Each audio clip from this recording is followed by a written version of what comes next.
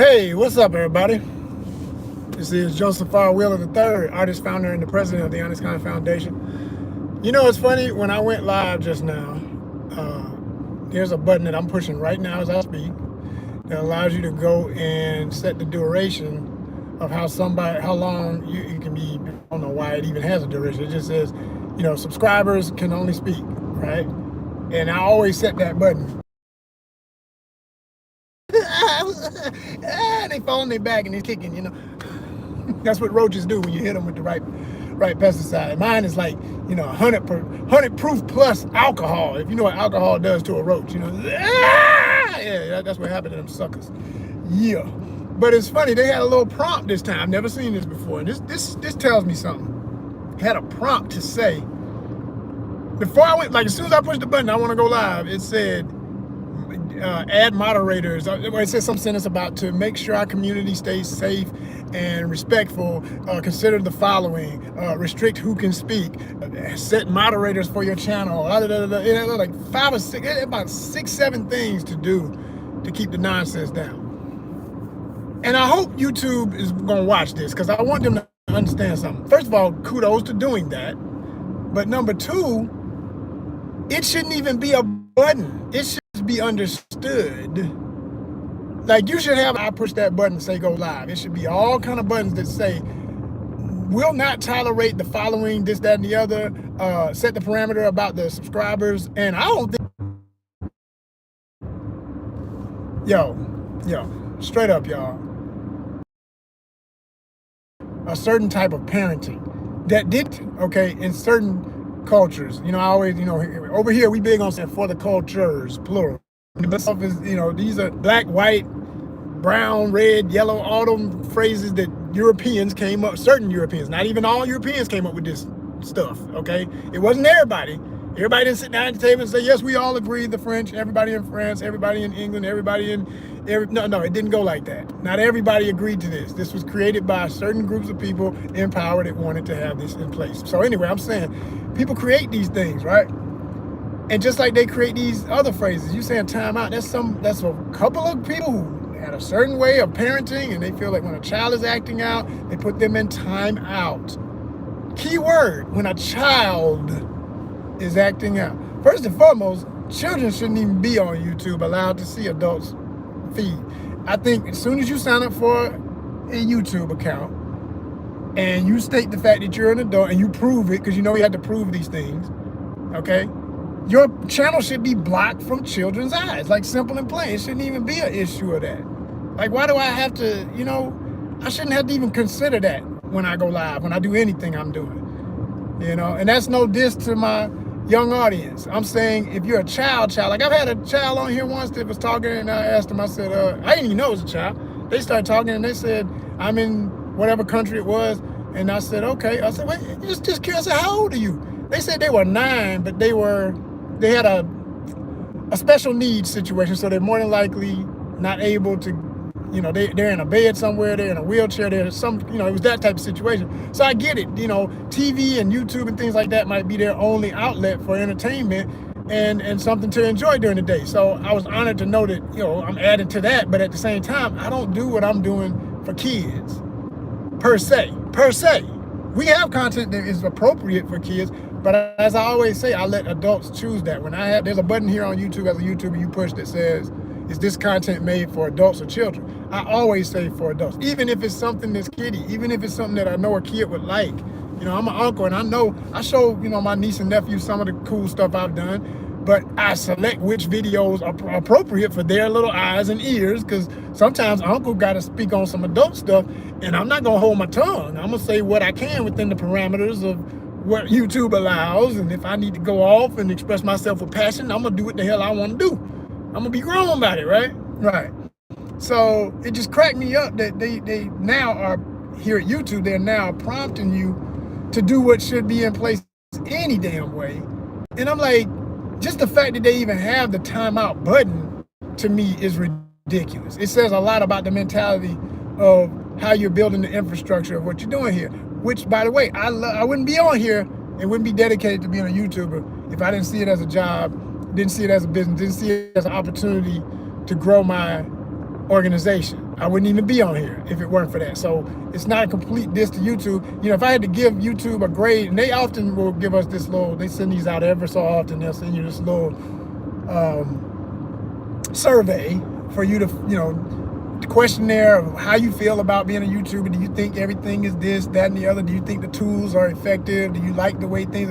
And most of the time, most people would pass by that stuff. I highly encourage all my fellow YouTubers, do it, because it's the only way, hopefully, since everything is algorithmic and based on numbers, if enough of us keep saying the same thing, it may not change immediately, but like I say, everything's so algorithmic, they're gonna look at them numbers eventually and say, man, enough people, some people don't even wanna have to do this or that other thing we always ask them to do.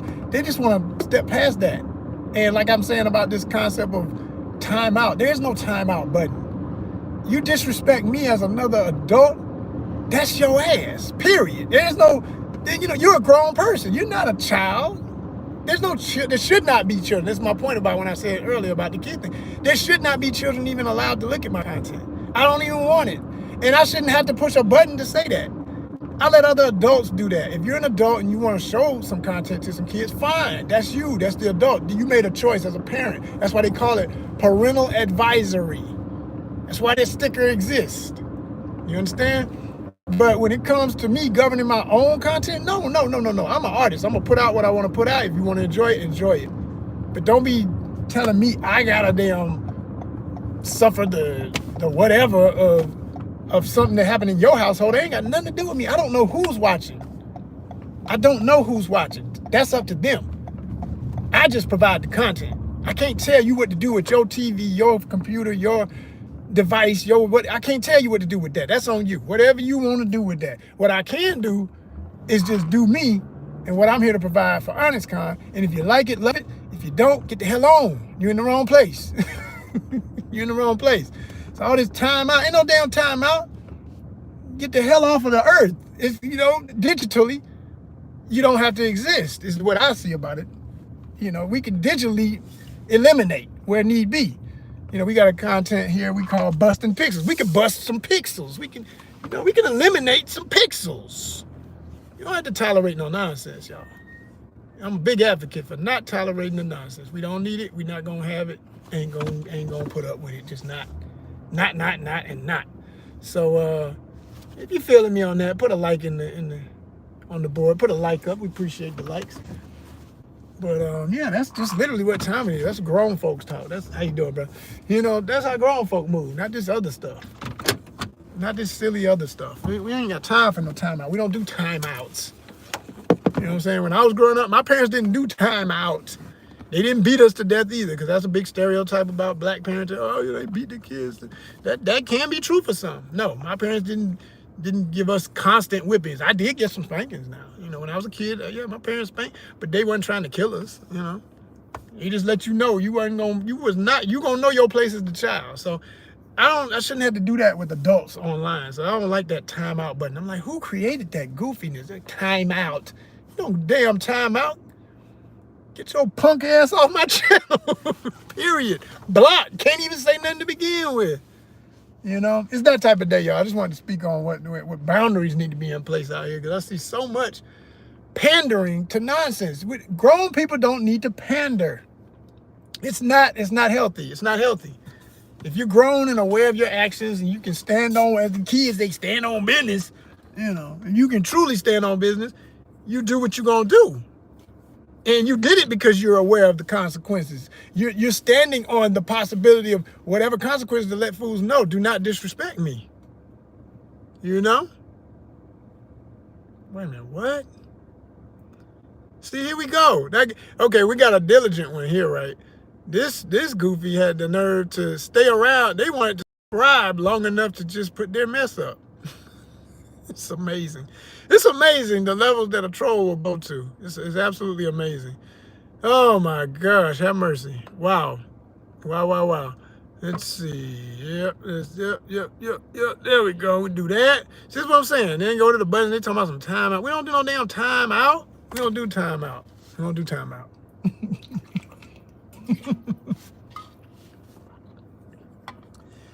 Oh my gosh, have mercy. had a situation, and I tell y'all, we share the facts here because we're trying to inspire. We know that the monetization nation is many different people who support ONYXCON and want to see us grow. And so I got people here who are in the struggle, other fellow artists. Some I absolutely know are here and are watching. They watching when I don't think they watching. They be watching. I check in with them and like, man, I saw your video. Oh, you saw that? Oh, I saw that, Joseph. Oh, thank you, baby. My ladies, my gents, everybody. They be watching. They be watching. Just when I don't think they watching, they watching. So that's the other thing. I try to be careful what I say, how I say it, and everything else.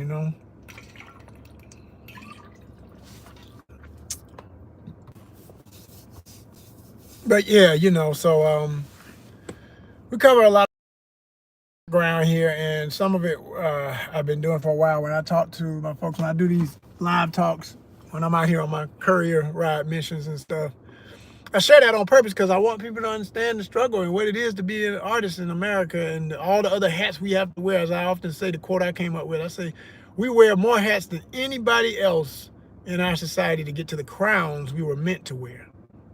Artists are an absolute treasure to any society, and most people take that for granted. Or, in societies where arts aren't championed, they take that for granted. But where they are championed, you see those societies grow. You see the benefits of the mental and physical health of the people. And so, and that's what we're here to do as a nonprofit. That's why we have the plethora of content we do here, the variety of content we do, and why I say ONYXCON is a lifestyle, and we share a creative lifestyle, because we're trying to show you from various angles how different things that people who are into the popular arts might be into can intersect. Travel can intersect with your interest in all the other arts. If you're a culinary artist, that's a part. You know how to cook well, or you want to eat, eloquent meals, great meals, delicious meals, well-presented meals. You like to work out. You into your fitness, mind, body, and soul. You want to care about your mental health. You want to care about your physical health. You want to understand how those got to intersect. Your mind controls the rest of your body. You got to be in tune. It's all one big thing. So, I was dealing with a moment earlier today because of this job thing that I'm doing. I'm now juggling a couple of apps, and usually I'm dealing with one. I've always wanted to deal with more than one app, because you can't survive off one of these apps with this stuff when you're doing this courier thing, this gig work.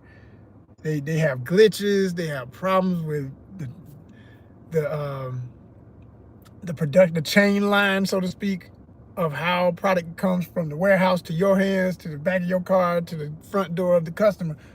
It is so much room for error and nonsense. It's amazing. It's like, not to get all in it and get myself upset again talking about it, but I had a scenario where you'll get an order, for instance. I'll tell you an example situation, right? You'll get an order. It'll be like 4 homes, okay, 4 separate people. Each of them got whatever amount of bags, whatever, right? When they're loading the car at the location, I always tell, and it's usually young folks, it's usually like teenagers to college age. I always tell them, I say, hey, let's just make sure we separate everything really good. And they're like, yeah, I got you, sir, thank you. I'm like, cool. So they'll give you the stickers, and you scan the stickers for each item, for each household. Sometimes one household might have more than one sticker. Typically, one sticker corresponds to the whole order, but sometimes it will be a variety. When that's the case, you got to be real careful. And if you're dealing with some amateur kid that don't really know what they're doing, or they're real sloppy about the job, they don't care. They just throw the stuff up in your truck. They don't really want to go through it and, make sure everything is what it ought to be. And that causes major problems, because you'll look and see that when you get to a location, you think you got everything, and you'll see a name come up that's not on your phone, which is what happened today. And this don't happen a lot, but when it does, ain't nothing worse. It's so annoying. And I'm like, wait a minute. You mean to tell me they didn't pack the order for me? But here's the thing. Technically, you should not even be able to leave without all of them being scanned. So it's saying that I got all of them. So I'm like, well, how the hell I got all of them, but then I don't have it? So either the app messed up, or the person who was the loader messed up. Okay? It's either or. Wasn't me, because I'd already delivered one of the orders, right? Technically, I only had 2 left to deliver. based on what was still in my car. But like I say, somebody messed up either in the app or with how they loaded whatever they doing at the warehouse or whatever. So by the time I called and had to get everything straight with the app that I'm dealing with, okay, which is a subsidiary of the bigger company that is the quote unquote warehouse, right? They finally, they get me cleared out so I can keep making my other orders. Then the app has some messed up thing where, you don't have these addresses. You leave, these are completely new places to you. Every day that you do this, they're completely new places to you. And this is something to consider for anybody who does a lot of, deliveries. You like to get deliveries. Consider everything I'm saying right now, how messy this can be, right? From a driver standpoint. And you got all types of levels of drivers. You got folks like myself who are very, I'm a person, like I say, it's the artist doing what he got to do, not because I want to do. This ain't what I'm here to do. This ain't my legacy. This is just some job. This is dollars and cents. That's the name of this, right? But I still take care in anything I do, because if I'm going to dedicate myself to doing something, I still have, my name is on it no matter what. So I was raised like that. I'm going to go out here and do my best. I'm going to try to make sure you get your package, because I know what it feels like as a customer for something that was supposed to be delivered to never get delivered or be something broken away. I hate that. So I am not trying to be that person when I'm doing this job. I take a lot of pride in it.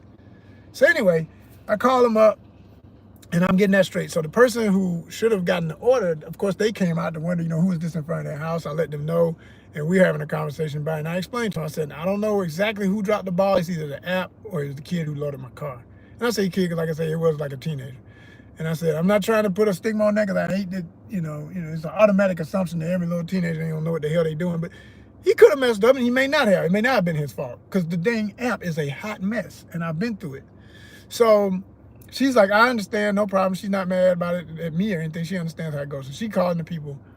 I said, okay, I'm gonna call them on my end. You finish on your end. I'll let you know what they say. She's like, fine, sir. I appreciate you. I know I appreciate you, because you cool about it, and I know you would be pissed, but you respecting the fact that as another adult, ain't nobody coming at you. You're not coming at me. We good.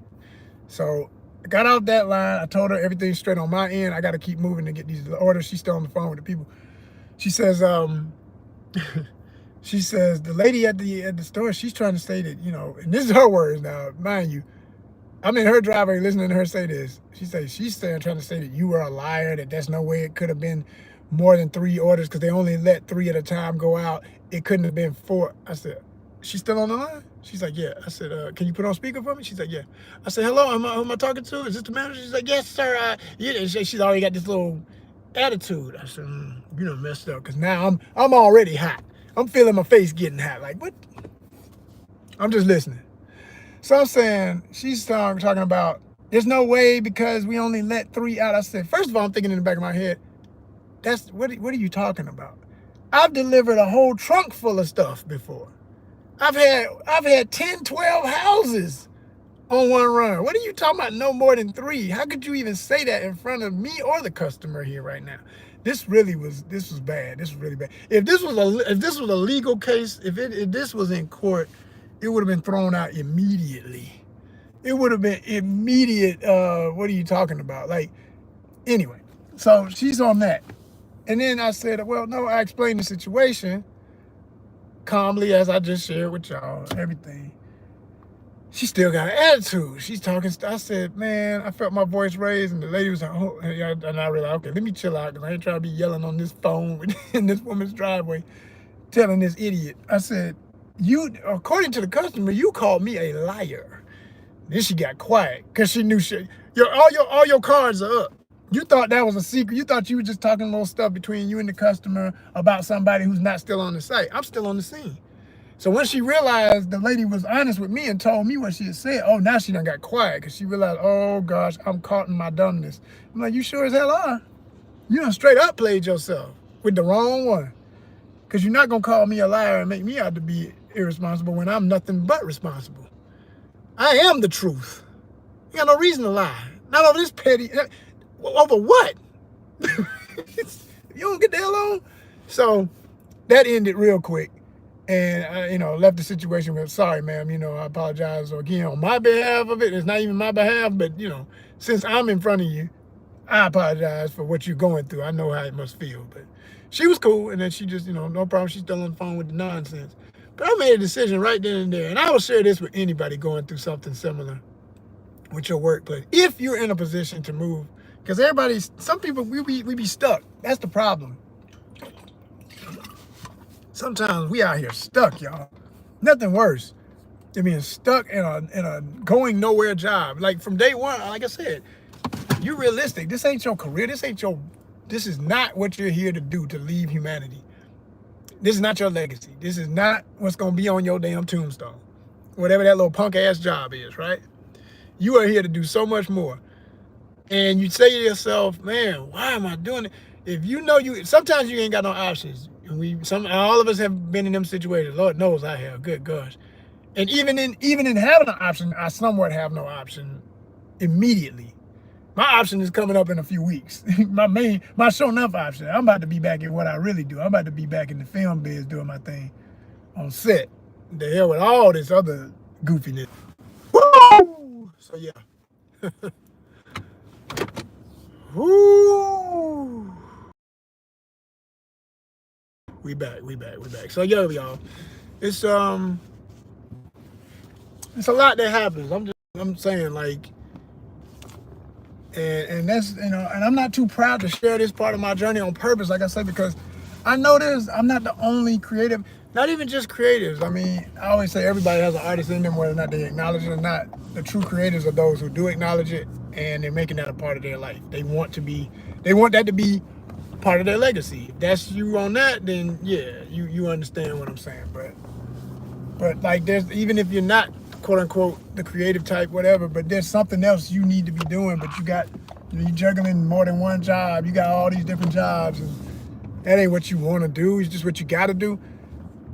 I hope I relate to y'all. I hope y'all see this content, appreciate that I'm sharing. You ain't alone, you know what I'm saying? Don't feel alone, because I know how that can feel sometimes. You can feel like you're looking at a lot of other social media. There's people out here always bragging and everybody acting like it's so good. When it's good, it's good. And I'm here for the good times. That's what all of us should be here. I'm not somebody who wants to wallow in the nonsense and feel like, that's life. It's just a whole bunch of hard, miserable work that we don't want to do that's outside of our purpose. No, hell no. I'm never going to tell you that. No. The real meaning of life is those champion moments, those good times with your friends, your family, those trips you take, that best everything you've ever experienced that was creative. You know what I'm saying? Because it's going to be the arts in one way or another that made that beautiful. You went to see a play, you went to see a movie, you heard some music you loved, you went to a concert. Everything I'm saying is art. You got that dope outfit you kept wanting to put together in fashion. Everything I'm talking about is art. You ate some of the best food you ever ate in your life. This chef showed out, whether it was family or at a restaurant. This is art. This is what I'm talking about, the art life. You feel what I'm saying? You read an excellent book by a great author, a great comic book. This is art. So we're going to make you realize what art is, because some of y'all don't even know what art is. We're here for that. We're here to teach you what seems obvious, but is not. I promise you, most people don't know. You know what I'm saying? You ain't got the greatest massage you ever had in your life. You know what I'm saying? The arts are any and every creative experience that ignites, that enlightens, that charges your senses. That's my definition. That's the ONYXCON official, okay? That's ONYXCON official. Yeah. Yes, a great massage. You learn a new way to balance out your physical workout. You added martial arts. That's why they call it arts. You know what I'm saying? It's an art. It's art. This is art. This is art life, baby. I'm telling you, this is art life. So, and if you handling all those elements, you are a well-rounded, creative-minded individual. It has nothing but benefits. It gives nothing but reward. And so, but it's hard to maintain in some societies, not all, but in some societies, where it's just not as appreciated. Unfortunately, in America, there's been a struggle with that. It always has been. There was a time in American history, you can go back and look and see where certain, I'm just saying it like it is historically, certain political groups wanted to ban artists from having a voice because they knew artists charge the people. We enlighten, we make people wake up to truths. And they scared of that. They want folks sleeping. They want, 1984, George Orwell. George Orwell. They want Big Brother. Okay? The Matrix. We can keep going. It's all one big voice of trying to wake folk the hell up. This is why I don't like when people misuse the term woke. Stop playing with it. You're not talking about the same thing we talking about. You're trying to make it something that ain't got nothing to do with what it is. What it is truly being aware. What it is being honest. What it is putting a thumbs up if you watching. Real talk. You know? So yeah, and that all requires true dedication, understanding, objective mind state, being able to analyze more than what you're used to, but also what you're not used to, and see the world for what it is, not what you think it is. Say that again. See the world for what it is, not what you think it is. So back to my stories about how it is in this struggle where a lot of people out here, we juggle all these multiple jobs, we do stuff like what I do to, to get by jobs and everything, till you get back to what you're supposed to be doing, what you're really here to do. And like I say, that we need to understand that to be just that. We need to acknowledge it to be that. When I say we, I'm saying in societies like America, where I think a lot of people struggle with that because, there's a psychology that says people like myself and other creatives, y'all are dreamers. Well, hell, what could be having a dream? But they say it like it's a negative thing, like, oh, that's all fine and good, but like, being a dreamer is fine, but you just need to go get a real job. Woo, fighting words to an artist. Fighting words every time. Do not do that. And if you're doing that to somebody in your family who's an artist, your days are numbered. They're gonna one day tell you off, I promise you. Because they're gonna one day wake up to the fact that this is my job. My art is my job. Now, I'm not telling artists to not do what you gotta do, because you gotta survive. And that's something that took me a long time to learn. Because I was hardcore. You talk about being militant about something. I was a militant artist. Like, if it wasn't art, I ain't doing it. I wouldn't work it. And then I started realizing, damn, I guess the few jobs I could get that were artistically related, sometimes can't survive off it. It shouldn't be that way, but that's how it was, and unfortunately to many, to this day, still is. Or there's so few slots. Like, there'll be a few folk who can get that nice job in that particular discipline, that particular medium. But once they've covered that quota, everybody else that's got them skills, who could be even better and more effective at it, can't get the jobs, right? So you would see that happen, and then you say to yourself, well, damn, so what you're left with is what I started to understand is you're going to two things. You're going to have to do some stuff you don't want to do, but you're also going to have to create your own. You got to create a platform. If it don't exist, you got to create one. And that literally is why ONYXCON was born. There was a lack of representation in the popular arts, in particular the popular arts of the comic book world and the gaming world and the toys and everything else, everything that went into quote-unquote nerd culture for what became, as the phrase goes, the word goes, blurred culture, okay? Black nerds, so to speak, which, again, even that word is still something that I use because it just had a different meaning for me, but it's hard sometimes for me to even say it out loud because it wasn't my generation. That's this new 20-somethings and up, teenagers and all them, but that was not how we talked. It wasn't. You wasn't and when I graduated high school in the 90s, that was not a term of endearment. Somebody called somebody a nerd. And blurred didn't exist. That came, I don't even know when blurred officially became, I gotta look that up and see what articles or anything I could find in the first time it was mentioned, in mainstream media, because that's usually when things get established. Once it becomes something that everybody's using in an article and things of that nature, it's been used in different, scholastic essays and whatnot, then it becomes a thing. But it was not, I'm telling you, it was probably early 2000s. I could definitely go on record and say that I can say that with confidence. It was around then that all that came. So it wasn't the norm. It was not a norm. And this traffic out here is insane right now. What the hell? Let me see which way I'm trying to go, because I'm going to have to find a different way. This some bullshit. I'm not sitting in this. Oh, hell to the never know. This is out for control. We're not doing it like this. Oh, no.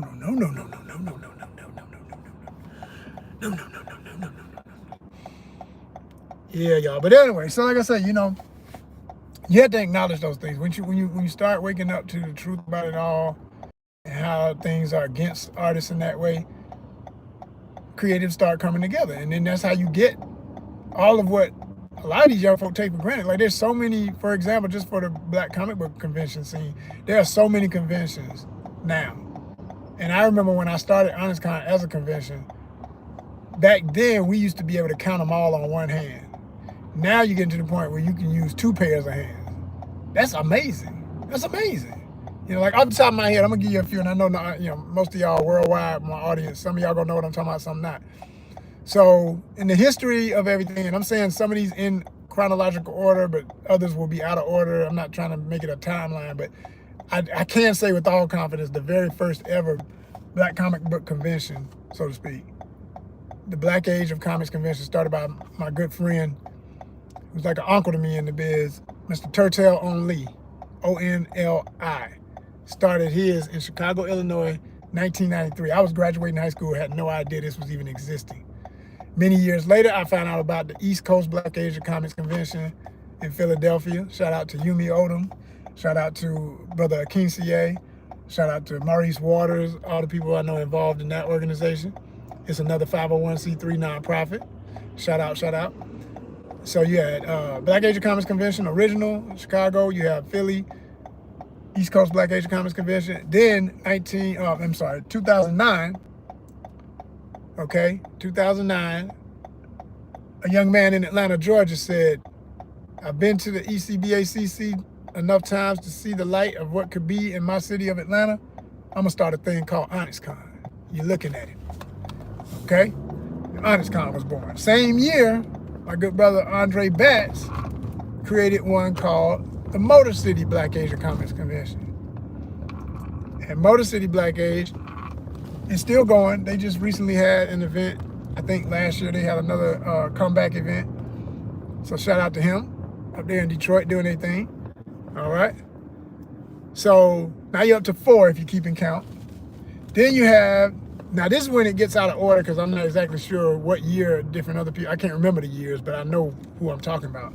So then there was also an event that started at the Schomburg Center, the Schomburg Library in Harlem, New York, started by Jerry Craft, who is a syndicated cartoonist with his comic cartoon Mama's Boys, okay?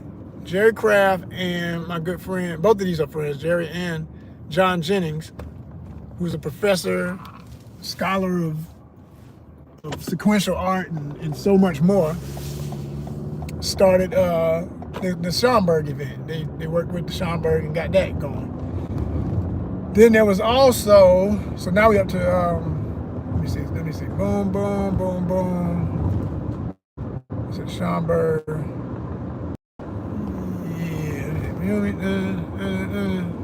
Schomburg. Yeah, you're up to like 5 now.